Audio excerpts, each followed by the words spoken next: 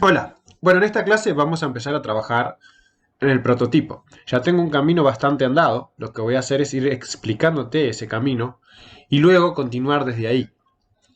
En primer lugar, nosotros tenemos aquí un mapa común y corriente de RPG Maker en el cual hemos creado básicamente los dos bandos del juego.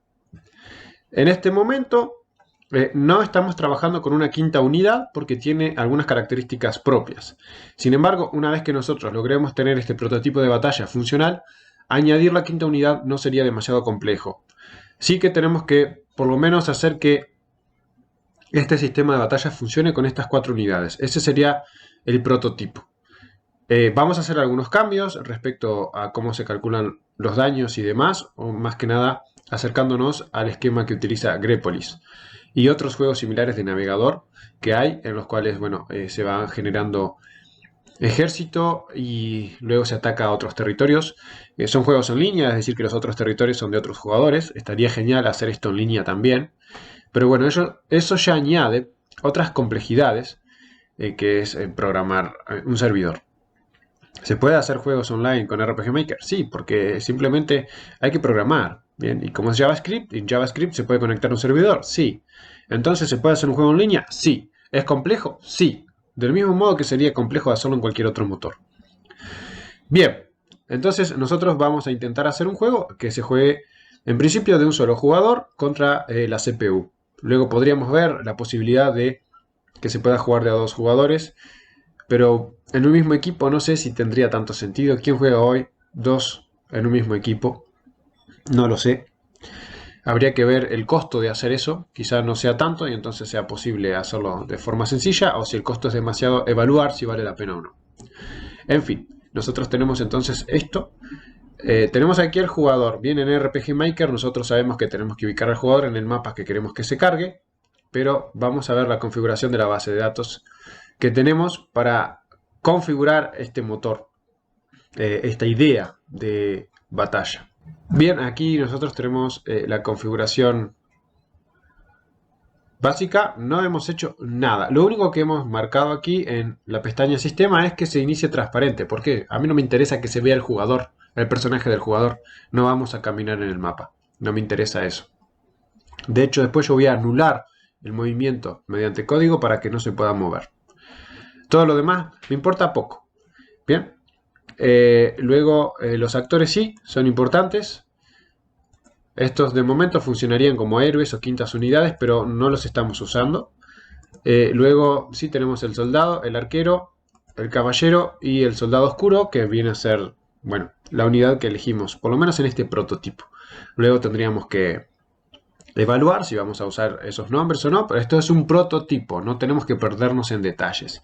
Si logramos hacer que funcione con esto, luego lo podemos pulir y poner las unidades que queramos, inclusive que sean más de 4 o más de 5, pueden ser 10. Podemos modificar inclusive sobre la marcha. De momento lo vamos a hacer así porque es un prototipo. Correcto, entonces esto me va a servir luego para mostrar caras en un HUD. Bien, y luego roles, es decir, las clases. Está todo como viene por defecto. Algunas pruebas que estuvimos haciendo por otros proyectos, pero esto no se usa. De momento, para nada. Bien. Las habilidades lo mismo, no se usa para nada. Los objetos de momento no estamos usando nada en absoluto de todo lo que trae RPG Maker. ¿Correcto? Entonces, simplemente configuramos allí esos actores con esas caras que me van a servir a mí para mostrar un HUD, que ahora vamos a ver qué es. Luego, entonces, ubicamos estos 4 eventos por cada bando y un evento más que es la bandera. Bien, los eventos de personajes no tienen nada. Bien, solamente la imagen y el nombre. El nombre es importante porque yo lo voy a usar dentro del código. Bien, soldado atacante, arquero atacante y así con todos. Bien, caballero atacante y soldado oscuro atacante. Y lo mismo para los defensores. Bien, tenemos entonces soldado defensivo y así para el resto. Luego tenemos bandera defensiva, bien, con un espacio. Es importante esto de saber el nombre, luego vamos a ver por qué. Y, bueno, la bandera ofensiva. Bien, entonces tenemos luego un mapa mundi acá que no lo estamos usando para nada. Eso lo vamos a empezar a trabajar ya cuando queramos hacer la parte de los territorios. Ahora nos vamos a centrar solo en la batalla. ¿Correcto? Bien, ¿qué más tenemos entonces? Bueno, tenemos que ir al código. Yo para codificar utilizo Visual Studio Code, que es este programa, bien, que es gratuito, es de Microsoft. Quienes han hecho el curso conmigo ya saben cómo descargarlo y demás, pero lo puede descargar cualquiera. Bien, aquí está el código que yo he programado hasta ahora. Vamos a entrar poquito a poco en él. Es importante entonces, si tú no has hecho el curso conmigo, que tengas bien claro que dentro de la carpeta del proyecto, bien, que es esta, tú tienes la carpeta JS, que es JavaScript, donde está el código de todo el juego. Este es el que viene por defecto, este es el núcleo del juego, todo el núcleo que hace que funcione el juego. Entonces lo puedes modificar. Y dentro de la carpeta plugins, los archivos que nosotros añadimos, ya sean plugins externos o archivos que nosotros creamos. Yo aquí añadí algunos plugins que vamos a ver cuáles estamos utilizando, que de momento me van sirviendo. Pero luego además creé el archivo Genfire-battle. Tú puedes crear cualquier archivo .js y escribir tu código fuente. Bien, lo único que tenés que hacer para que el núcleo del juego tome en cuenta este código y lo ejecute, simplemente es venir aquí al gestor de plugins y activarlo. Bien, hacer doble clic, buscar tu archivo, en este caso es Genfire Battle, y activarlo, nada más. Yo ya lo tengo activado. Bien, en este caso, este archivo no es un plugin en sí. Si bien funciona como tal y el motor lo toma como un plugin y ejecuta su código, no tiene la estructura de un plugin. Porque no lo estoy pensando como para dárselo a otra persona que simplemente lo ponga en su RPG Maker, lo configure y funcione. No, yo simplemente estoy programando y extendiendo las funcionalidades y por tanto quien vaya a usar esto tiene que saber programar y tiene que trabajar con el código. Si yo lo fuera a pensar como un plugin, cosa que se podría hacer más adelante, si resulta interesante o rentable, entonces yo tendría que estructurarlo ya de otra manera, pensar parámetros, pensar otro montón de cosas. Pero para eso yo tengo que tener solucionado el funcionamiento perfecto de este motor para luego pretender proveer el plugin a otras personas, sea gratuito o sea de pago. Entonces, yo acá no estoy haciendo la estructura de un plugin. Quienes han hecho el curso conmigo ya saben cómo es la estructura de un plugin, qué hay que tener en cuenta y cómo se gestiona. También trabajamos con código que no respeta esa estructura. Entonces este es código JavaScript que yo estoy usando y que se va a ejecutar y va a funcionar. Bien, ¿qué es todo esto? Bueno, ahora lo vamos a empezar a ver. Entonces yo tengo mi archivo Genfire Battle que me permite entonces hacer todo lo que yo quiera. Bien, es donde yo estoy probando todas las mecánicas que no están funcionando del todo bien todavía. Entonces vamos a hacer una ejecución para que tú veas más o menos qué tenemos hasta el momento. Bien, bueno, de momento tenemos la típica pantalla de RPG Maker. Yo voy a hacer clic aquí en nueva partida y vamos a cargar directamente aquí. Bien, entonces lo primero que tenemos es que el jugador no se ve. Tenemos este HUD acá arriba. Ahora vamos a ver cómo lo creamos. Y tenemos aquí un pequeño botón que dice iniciar batalla. Bien, esto es porque si justo es el turno de empezar la batalla de la IA, bien, del juego, empezaba antes de que aparezca y bueno, quedaba feo. Entonces simplemente le damos al jugador la oportunidad de hacer clic y que empiece la batalla cuando el jugador haga clic. Como ves también hemos tintado la pantalla para que en función de los distintos momentos del día, que son 4, un día son 4 turnos, es decir, tiene 4 momentos, vaya cambiando esa tinta y se perciba esos cambios. Bien, en este caso estamos en el amanecer, luego tendríamos que ver si ponemos un icono de amanecer o no. Pero lo otro es que hemos puesto un HUD ahí arriba en donde tenemos las 4 unidades y un héroe. El héroe de momento no está funcionando, solamente está allí porque es la idea que tenemos. En algún momento se implementará. Y el juego se inicia entonces con una cantidad aleatoria en este momento de cada unidad. Bien, en este caso tenemos en el bando atacante, que es el jugador, 78 soldados, 89 arqueros, 60 caballeros, 92 soldados oscuros. Y del otro lado tenemos 72, 83, 53 y 73. Bien, esas barras azul y roja respectivamente van a ir disminuyendo a la medida que se vayan eliminando unidades de cada bando, es decir que es una suma general de todas las unidades que hay. Ahora nosotros no estamos programando la inteligencia artificial, así que lo que va a hacer El juego es mover al azar las unidades. Así que tú vas a ver que se mueven en cualquier dirección y de momento eso no nos importa.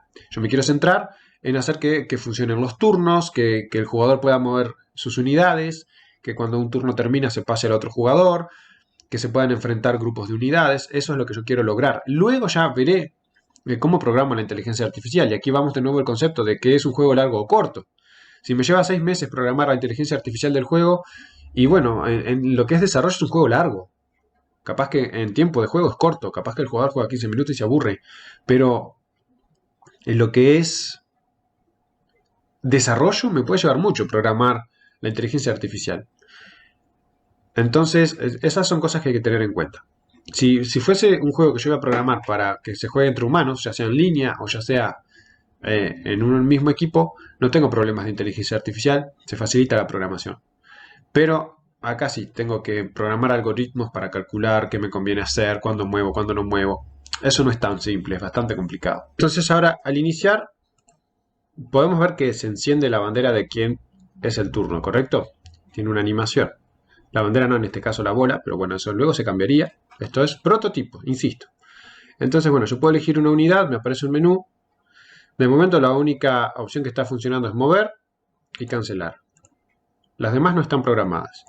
Entonces yo voy a elegir mover y cuando hago clic se mueve el personaje un lugar en la dirección en que yo hice clic. Bien, y una vez que termino el movimiento, simplemente cambia de color y ya no lo puedo mover. Lo mismo aquí, si yo elijo mover, entonces lo voy a poder mover. Si hago clic sobre el mismo personaje, simplemente ya termino el turno y nada más. Aquí vamos a mover el caballero. Y aquí vamos a mover a este y lo vamos a dejar aquí. Bien, entonces bueno, en este punto se tendría que pasar el turno a la inteligencia artificial para que haga su movimiento y así. Pero eso todavía no está funcionando, ¿correcto? Justamente es de los problemas que tenemos que resolver y que no es tan simple. Entonces, en principio lo que tenemos que hacer es tener este mapa configurado. ¿Qué significa esto? Bueno, creamos estos eventos simples, como ya te mostré, no tienen contenido, pero sí son importantes los nombres porque los vamos a usar luego dentro del código para saber qué evento se ha clicado. Y lo siguiente, por lo menos, es empezar a intentar tener control sobre el clic. De momento, lo que hace por defecto el clic cuando nosotros presionamos sobre la pantalla, ya sea con un mouse o con un touch, si es una pantalla táctil, es hacer que el personaje camine hasta ese lugar. Para yo poder implementar lo que te mostré, he inhabilitado el caminar del personaje. Eso yo podría hacerlo con un evento acá que cuando se carga el mapa haga que el personaje no pueda moverse. Pero no quiero depender de esos eventos en la medida de lo posible, salvo que me faciliten las cosas. Si un evento me facilita las cosas, entonces voy a trabajar con un evento y luego tener en cuenta ese evento dentro del código. Pero en este caso no me facilita, no me aporta nada. Yo tendría que estar en cada mapa, porque este es un mapa de batalla, pero luego dentro del juego la idea sería que haya distintos mapas de batalla, como sucede en Genfire, dependiendo del territorio que uno ataca o defiende, es decir, el territorio en el cual se da la batalla, cambia la configuración. Hay distintos obstáculos y distintas cosas. Bueno, yo quiero que eso sea posible, entonces yo sé que voy a tener que crear distintos mapas para las batallas. Y después, bueno, en función del territorio, cargar un mapa u otro. Es decir, transportar o trasladar al personaje a un mapa u otro para que se cargue. Y tendría que estar en todos los mapas poniendo ese evento, lo cual en esencia no es difícil. Porque básicamente lo que yo voy a hacer es tomar un mapa de batalla como este, copiarlo y pegar uno y tomarlo como base. Entonces ya voy a tener los mismos eventos. Aún así, no me gusta esa solución. ¿Es una posible solución? Sí. Ahí ya queda a discreción de cada quien. Entonces, antes de entrar en este código de lleno, vamos a ir construyéndolo poco a poco. Por tanto, lo que yo voy a hacer aquí es crear, dentro de la carpeta plugins de mi proyecto, bien, el proyecto se llama Plugin Training, voy a crear un nuevo archivo que lo voy a llamar Genfire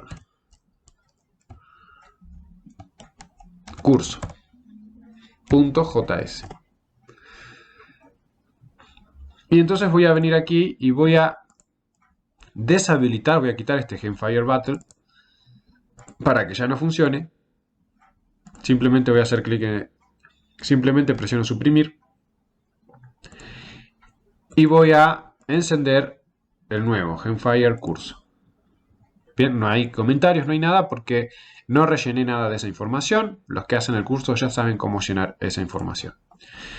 Bueno, entonces ahora ya toda funcionalidad que yo hubiese programado ya no existe. Vamos a ejecutar. Bien, aquí surge un error porque, bueno, yo estoy utilizando HUDmaker para poder mostrar el HUD.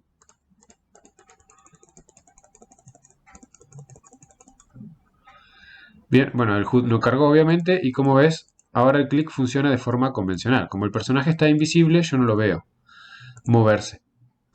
Bien, pero sé que se está moviendo hacia esos lugares.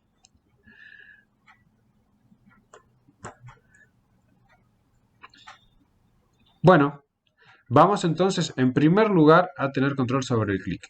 De momento yo también voy a deshabilitar HUDmaker porque no quiero de momento utilizarlo. Vamos a volver a cargar.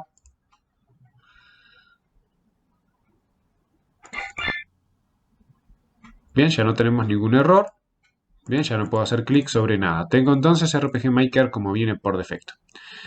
Para quienes han hecho el curso saben que HUDmaker es un plugin que nos permite crear un HUD. Yo te voy a dejar como recurso para quienes no han hecho el curso la página a este plugin para que veas cómo se usa y entiendas de qué estoy hablando. Sin embargo, de momento no lo vamos a usar. Vamos a empezar desde cero. Tenemos aquí el plugin vacío. Bien, aquí ya tenemos este con todo el código, pero acá tenemos el plugin vacío.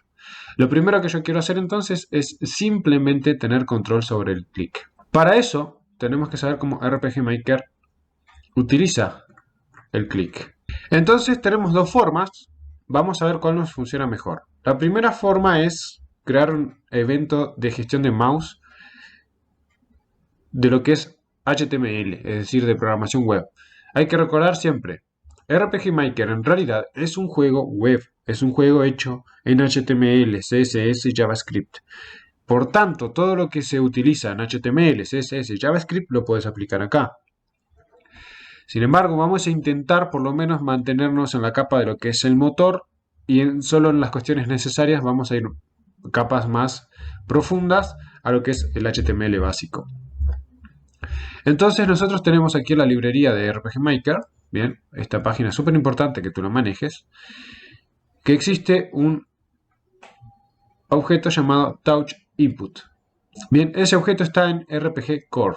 Si nosotros vamos a los archivos, nosotros sabemos que en la carpeta de nuestro proyecto tenemos siempre la carpeta JS y tenemos todos estos archivos que vienen por defecto, que son los archivos del núcleo del juego. Aquí está el archivo RPG Core. Yo lo voy a abrir directamente aquí porque ya tengo el editor y es mucho mejor. Entonces vamos a abrirlo. Y nosotros aquí tenemos entonces el Touch Input. Como ves, aquí está. Touch Input es el objeto que se encarga de gestionar los eventos de mouse y demás. Y es un elemento estático. Bien, entonces significa que en primer lugar no está pensado para que lo extendamos. Bien, no utiliza prototype, sino que está pensado para que lo usemos directamente. Entonces, vamos a intentar utilizarlo, aunque no está hecho para sobreescribirse, vamos a intentarlo igual. Nosotros tenemos en Touch Input, según aquí la librería, la operación OnTouch Start, OnTouch End, OnTouch Cancel, son eventos. Vamos a leer aquí. Se supone que esto se activa cuando se inicia el presionar un botón. Vamos a probar. Vamos a intentar sobreescribir esto. Primero que tenemos aquí el código fuente de esto.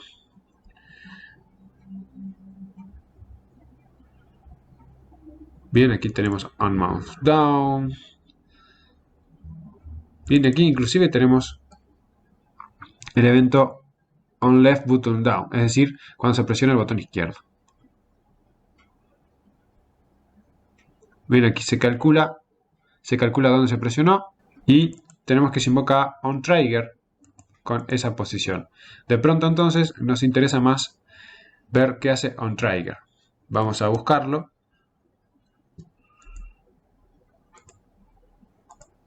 Bien, aquí está. Bien, entonces lo que yo tengo que hacer es sobreescribir esta operación para agregarle mi funcionalidad. Para eso, bueno, voy a venir aquí y lo que yo tengo que hacer es justamente sobreescribirla. Así que me voy a copiar su firma. Lo primero que conviene hacer cuando uno va a sobreescribir una operación, es decir, yo la voy a pasar por arriba a la operación, es declarar un alias, es decir, una variable que va a apuntar a la operación original. Se va a guardar, ¿por qué? Porque las operaciones en JavaScript son objetos. Entonces yo me voy a guardar ese objeto, este objeto operación, que se llama onTrigger, y me lo voy a guardar en una variable. ¿Cómo hago eso? Declaro una variable a la que le pongo el nombre que se me antoja, mi alias, le voy a poner myAlias. Luego te voy a mostrar cuál es la convención de nombre, pero de momento lo vamos a hacer así. Y digo que sea igual a el nombre de la operación, completo, ¿bien? Sin el signo de igual y la declaración. Esta es la declaración. Esta es la declaración de la función. Este es el nombre. Entonces, el alias lo declaro con el nombre. Ahora sobrescribo la operación, ahora sí, con toda su firma completa. Bien, vamos a cerrar llave aquí. Y para saber si esto está funcionando, vamos a hacer simplemente un console log que imprima clic en la consola. Vamos a ejecutar. Vamos a, con F8, abrir la consola. Y cuando yo haga clic, tiene que salir acá el mensaje clic. Bien, como ves, si sale, ya van 6 veces. Pero, aunque estoy haciendo clic encima del menú, no está funcionando el menú. Estoy capturando el clic, pero de tal modo que se ha perdido la funcionalidad que estaba antes. Sí puedo mover el menú con las teclas, bien, y acceder. Puedo hacer clic aquí, como ves, se hace clic, pero no estoy pudiendo mantener las funcionalidades previas. Otra cosa que quiero hacer es ver cuáles son estas coordenadas X y que vienen como argumentos. Entonces, las voy a poner también en la consola para saber qué son, pero tengo que solucionar el tema de que he perdido las funcionalidades previas. Yo quiero que el clic siga funcionando como hasta ahora, pero además me permite hacer más cosas. Para eso voy a usar el alias, porque el alias se guardó la operación original. Esto lo tengo guardado aquí en mi variable myAlias y después lo pasé por arriba. Entonces tengo acá guardado y la nueva operación es esta. Para invocar a la operación original primero, para que haga lo que tenga que hacer y después yo seguir con mi código, utilizo mi alias y a un callback. Siempre es call. Luego pasamos el objeto actual. En este caso siempre es this, siempre va a ser this, no importa quién esté sobreescribiendo.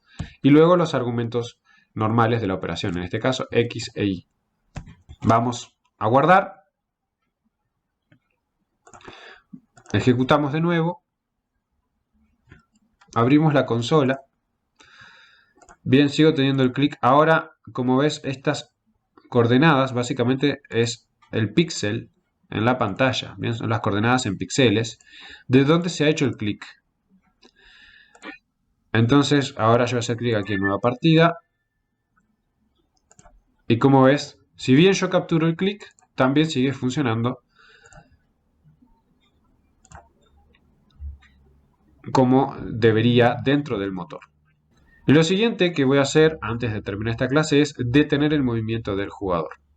Para eso yo voy a ir aquí a la librería y tenemos el objeto Game Player, creo que es, no recuerdo bien, por eso siempre es bueno tener esto a mano. Y nosotros tenemos por ahí una operación que se llama canMove. canMove es un predicado, es decir, es una operación booleana que retorna true si el personaje se puede mover, el jugador en realidad, o false en caso de que no. Como ves, está definida en RPG Objects, más o menos la línea 5285, aunque bueno, esto no coincide. Vamos a ir acá a RPG Objects. Vamos a buscarlo aquí, RPG Objects. Y vamos a can move. Bien, pero vamos a ver toda la definición. Vamos a buscar game player prototype can move. Entonces, como ves, esta operación, si hay algún evento ejecutándose o el juego o hay un mensaje, no nos podemos mover. Tampoco nos podemos mover si hay alguna ruta en movimiento o los seguidores están siendo llamados. Bueno, hay varias condiciones que hacen que el jugador no se pueda mover. Si ninguna de esas condiciones ocurre, se retorna true. Es decir, que se va a poder mover. Ahora, yo quiero deshabilitar por completo. Por tanto, lo que yo voy a hacer es pasar por arriba esta operación sin alias y sin nada, pues no me interesa invocarla a la original. La voy a pasar por arriba y voy a hacer que siempre retorne false, que el jugador no se pueda mover. Entonces voy a ir acá y la voy a sobreescribir. Vamos a poner acá un comentario.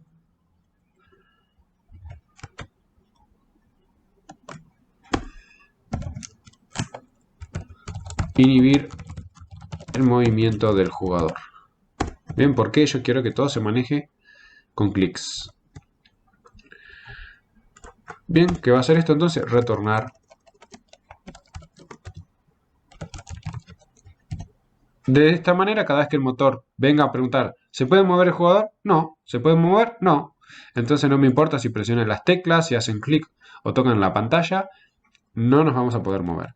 Vamos a ejecutar y vamos a probar que esto esté funcionando.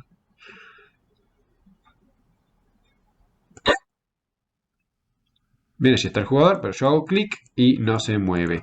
Presiono las teclas de dirección y no se mueve. Bien, entonces ya inhabilité el movimiento del jugador. Ahora simplemente lo voy a hacer aparecer transparente para que no se vea. Y entonces ya tendría, como quien dice, la configuración inicial de mi mapa. Bien, tengo todos los eventos necesarios. Puedo capturar el clic y puedo gestionar ese clic, inhibiendo también el movimiento del jugador, para que no aparezca ese icono de que se ha hecho clic en un cuadro. De esta manera entonces ya tenemos toda la previa más o menos configurada y más o menos también vas viendo por dónde van los tiros, por dónde ir a la hora de empezar a hacer que el juego sea tuyo, de que puedas implementar tus mecánicas y tu forma de programar. Es decir, nos estamos saliendo ya muchísimo de lo que el núcleo en sí mismo provee, pero asimismo la idea es esa también. Por algo está el código visible, por algo existen los plugins y por algo podemos hacer esto sin demasiado esfuerzo, simplemente viendo cómo funciona. No estoy rompiendo nada en esencia. No me metí a reprogramar nada que esté fuera de lo normal. Bien, aunque bueno, estos touch input no están pensados para ser sobrescritos o heredados porque son estáticos. Aún así yo puedo hacer uso de ellos. Esto es algo muy bueno que tiene JavaScript. No me gusta esa faceta del lenguaje porque no tiene mucho encapsulamiento, pero bueno, en este caso nos viene muy bien. Otra forma, bien, como yo lo hice previamente, bien, aunque aquí está todo el código, lo que yo hice previamente, en primer lugar, me declaré un objeto nuevo de un tipo que yo declaré aquí que se llama myMouseClickListener. Ese objeto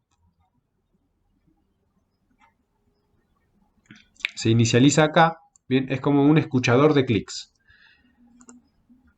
Bien, se inicializa utilizando la forma habitual que RPG Maker inicializa los objetos y luego aquí utilizo la operación initialize en donde utilizo JavaScript básico. Bien, document es un objeto del DOM.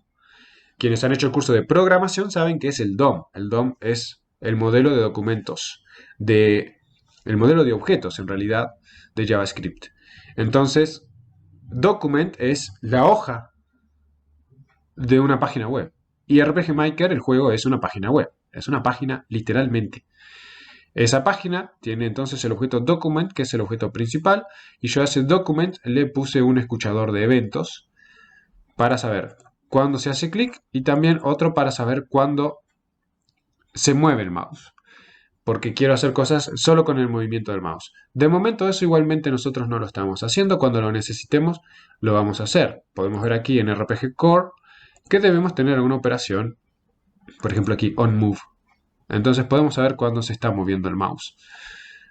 Y eso es interesante. Entonces, de esta manera, podemos empezar a tener un pleno control y salirnos del encorsetamiento, del corset, digamos, de la limitación que nos da el motor, en donde el clic solo hace que se mueva el jugador. Podemos poner un plugin que permite activar eventos con el clic, pero en esencia el plugin lo que está haciendo es esto. Viene a este código y hace lo que tiene que hacer. Bueno, si yo lo sé hacer, lo hago yo.